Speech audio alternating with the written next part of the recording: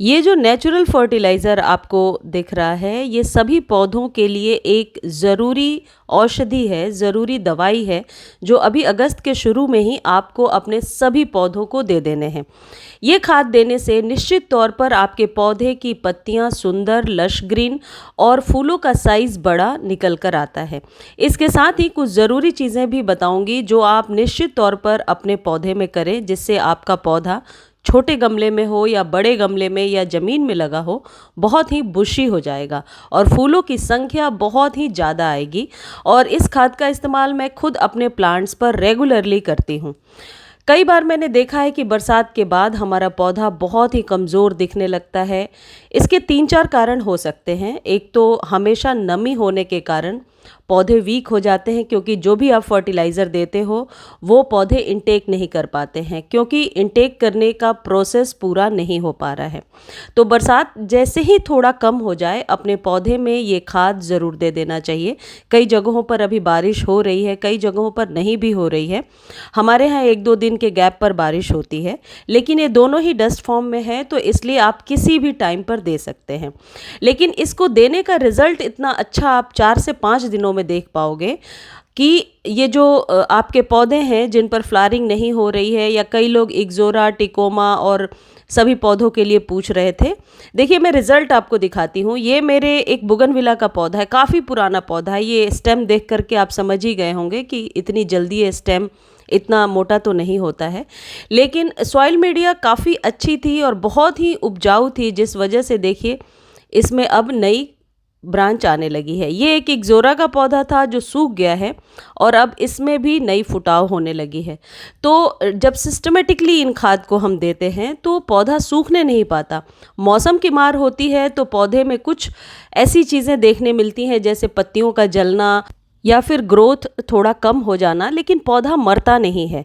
और यदि आप अपने सॉइल मीडिया को, जो मिट्टी है, उसे यदि आप रिच बना कर रखते हैं तो हर हाल में पौधा सरवाइव कर लेता है। देखिए, मेरे गुलाब में कितनी अच्छी फ्लावरिंग होने लगी है, कलियां भी बनने लगी हैं, और ये वही पौधा है जो आपके साथ शेयर किया था, जिसकी पत्तियां कटी फटी सी थी, लेकिन न्यू पत्तियां कितनी सुंदर आ रही हैं, आप देख सकते हैं। तो आपके भी गुलाब में यदि ये वाली प्रॉब्लम है कि पत्तियां कटी हुई रह रही हैं या फिर फूलों का साइज़ छोटा है, तो वो लिंक मैं डिस्क्रिप्शन में दे दूँगी, आप जा कर के देख लेना। उस ट्रीटमेंट को कर लेना, गुलाब से जुड़ी हुई जो भी प्रॉब्लम होगी वो सॉल्व हो जाएगी। मेरे गुलाब के पौधे में 4-5 कलियां डेली बनती हैं। हो सकता है किसी के गुलाब में 10 कलियां भी बनती हों, लेकिन ज़रूरी नहीं है कि इस महीने 10 कलियां बनी तो अगले महीने भी इतनी ही कलियां बनेंगी। ये ज़रूरी नहीं है। ये तभी होगा जब आपके पौधे की मिट्टी बहुत उपजाऊ हो और आप प्रॉपर केयर कर रहे हैं अपने पौधे की। देखिए, पौधे में एनपीके के साथ साथ कैल्शियम एक ज़रूरी चीज़ होती है पौधे के स्टेम को बराबर, आप कह सकते हैं कि उपजाऊ बनाने के लिए, या फिर ये कह सकते हैं कि कैल्शियम से पौधों के साइज़, पत्तियों के कलर और स्टेम की ग्रीनरी बहुत ज़्यादा डिपेंड करती है। ये खाद आप टिकोमा में भी ज़रूर दे देना, जिनके टिकोमा में कम फ्लावरिंग हो रही है, क्योंकि टिकोमा पर भी मेरे पास क्वेरी थी। मेरे टिकोमा में ये दोबारा फ्लावरिंग हो रही है। एक बार आप लोग देख चुके हैं, अभी से 15-20 दिन पहले बहुत फ्लावरिंग हो रही थी, फिर मैंने कट कर दिया था। अब आपको करना क्या है, देखिए, यदि मोगरा में फूल कम आ रहे हैं, 2 सिचुएशन में फूल कम आएंगे। या तो पौधा तीसरी चौथी बार फ्लावरिंग कर रहा है इस सीज़न में, या फिर पौधा बहुत पुराना है तो एक फ्लावरिंग के बाद ही वो कुछ ऐसा दिखने लगता है जैसा मेरा पौधा दिख रहा है। जब पौधा बुशियर नहीं होगा तो फूलों की संख्या कम होगी, देखने में खूबसूरत भी नहीं होगा, कहीं कहीं फूल आएंगे। या फिर यदि फूल अपने आप झड़ गए हैं तो इस तरीके के, जैसा मैं आपको दिखा रही हूँ, इस तरीके की ब्रांच नज़र आ रही है, ऐसे सिचुएशन में फ्लावरिंग नहीं होती। और ये वही पौधा है, देखिए कितना बेजान सा दिख रहा है। आप लोगों को दिखाने के लिए ही मैंने इस सिचुएशन में छोड़ा है कि यदि अपने आप मोगरा के फूल या किसी भी पौधे के फूल अपने आप गिर रहे हैं, उसकी डेड हेडिंग आप नहीं कर रहे हैं, यानी कट करके नहीं हटा रहे हैं, तो ऐसे पौधे कुछ बेजान से हो जाते हैं। अब आपको करना क्या है, सबसे पहले अपने जितने भी पौधे हैं जो एक बार फ्लावरिंग कर चुके हैं, उनको 2-2 इंच तक आप प्रून करेंगे। मोगरा में तो स्पेशली जहाँ से भी फूल बन चुके हैं उसके 2 इंच नीचे से करेंगे। जिन्हें बुशी बनाना है, बेहिचक अपने पौधे को आप प्रून कर दीजिए, कोई प्रॉब्लम नहीं होगी। यदि आपके यहाँ बारिश हो रही है तो पौधा बहुत ही जल्दी नई ग्रोथ को ले लेगा।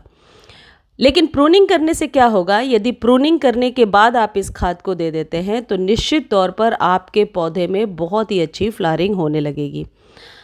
मैं डीप प्रून कर रही हूँ क्योंकि ये पौधा एक तो मेरा बहुत ही पुराना है और इसे हर बार मुझे अगस्त सितंबर में डीप प्रून करना होता है। खाद देने के पहले यदि आप अपने पौधे में गुड़ाई और ट्रिमिंग, प्रूनिंग जैसी चीज़ें करते हैं और तुरंत खाद देते हैं तो आपका पौधा शॉक में नहीं जाता और बहुत हद तक मुझे ऐसा लगता है कि पौधे को एक स्ट्रॉन्ग, आप कह सकते हैं ताकतवर कोई चीज़ मिल जाती है तो पौधा परफॉर्म अच्छी तरीके से और तुरंत करता है। अब आपको दो चीज़ें चाहिए, एक तो कैल्शियम से युक्त खाद है जिसे कहते हैं स्टोन डस्ट।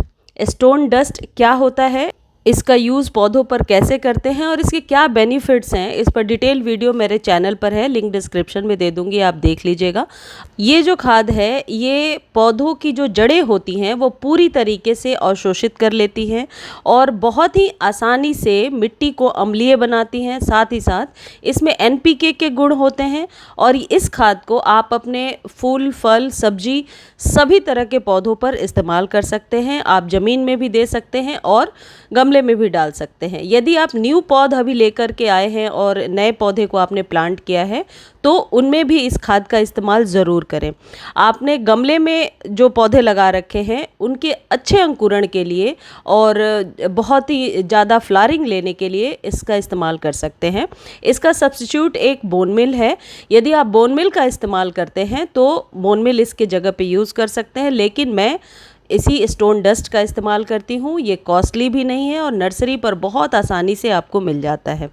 ये एक प्रोसेस होता है जो पत्थरों का चूरा होता है और बहुत ही नेचुरल तरीके से पत्थरों के चूरे और डस्ट से ये तैयार किया जाता है और इसके फ़ायदे बहुत होते हैं। फलों के उत्पादन को बढ़ावा देता है, फूलों के बेहतर खिलने के लिए मदद करता है, साथ ही साथ ये पौधे की जड़ों को मजबूत करता है। और ये जो दोनों खाद आज मैं आपको बताने वाली हूँ ये स्पेशली रूट के लिए है, यानी कि जो आप नए पौधे लगा रहे हैं या बरसातों के बाद अक्सर जो फंगस क्रिएट हो जाता है हमारे पौधे में यानी रूट्स में, ये दोनों खाद देने से आपके पौधे की जड़ें बहुत ही मजबूत हो जाएंगी। ये है स्टोन डस्ट।